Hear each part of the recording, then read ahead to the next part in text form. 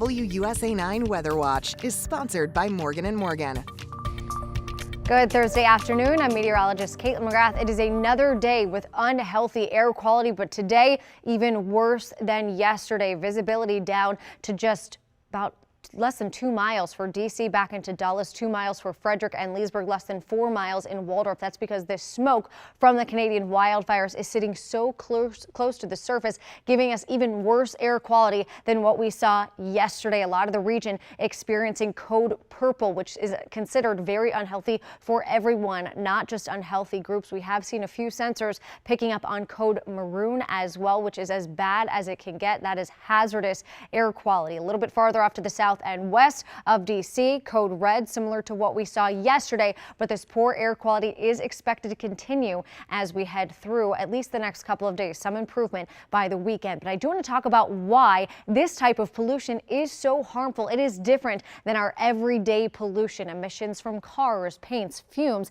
and everyday manufacturing. We typically do see a number of code orange air quality alerts throughout the summer whenever the hot sun cooks those pollutants and increases ozone pollution. But what we're talking about with wildfire smoke is a different kind of particulate matter. The main components of wildfire smoke are called particulate matter 2.5. They are so small that our body can't filter them out the same way we can filter everyday pollutions, or at least most healthy people can filter everyday pollutions. These type of pollutants can pass through our nose and lungs, and that is why they are harmful for everyone. Code orange is typically reserved for sensitive groups, kids, elderly, folks with respiratory issues or asthma, but code red impacts everyone. And today, again, a lot of us are seeing that code purple. So let's talk about when we finally start to see some improvement as we head throughout the afternoon. I do think the smoke will lessen just a little bit. This is a future cast of where the smoke is headed, but notice a lot of folks still dealing with that deeper shade of purple and red, indicating that really poor air quality. I think by this afternoon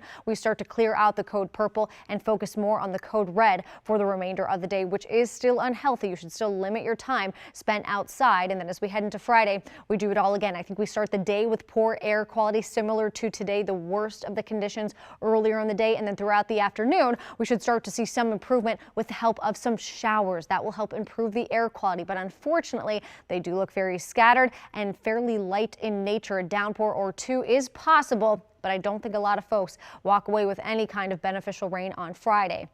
So here we are at 6 o'clock tomorrow morning. Again, smoky, hazy start to the day.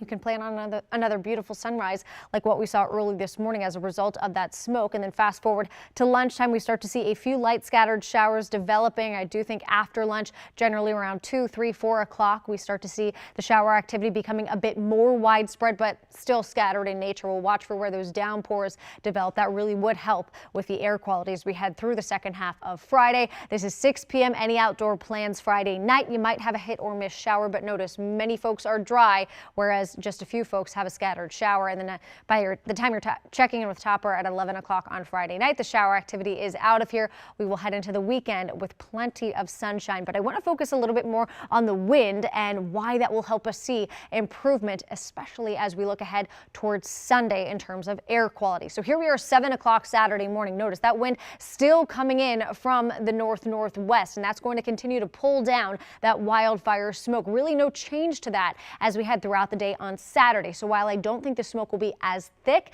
as what we saw yesterday and what we're dealing with today, I would still plan on hazy conditions for Saturday, but fast forward the clock to Sunday morning. We start to see the wind shift coming in from the south. That is going to bring in much cleaner air, much better air quality as we head into Sunday. It will also bring in much hotter temperatures. We're talking about upper 80s and low 90s for Sunday, but it will come with cleaner air. And I think for that, we will all take the exchange of swapping out this poor air quality for a little bit of summer heat as we head throughout the day on Sunday.